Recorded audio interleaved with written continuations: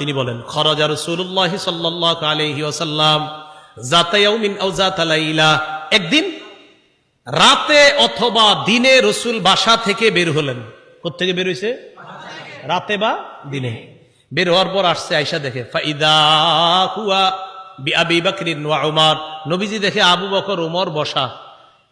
আবু হুরায়রা রাদিয়াল্লাহু তাআলা আনহু বলেন, নবীজি বাসা থেকে বের হয়েছে, বের হয়ে দেখে আবু বকর ওমরও বসা। এই হাদিসটা একটু মন দিয়ে সবাই শুনেন আর নিজেদের জীবনটা একটু চিন্তা করেন। নবীজি তাদের দুইজনকে প্রশ্ন করলেন, আবু বকর এবং ওমর, এই দুই সাহাবী, বিখ্যাত দুই সাহাবীকে প্রশ্ন করলেন, আচ্ছা তোমরা এইখানে এই মুহূর্তে কেন?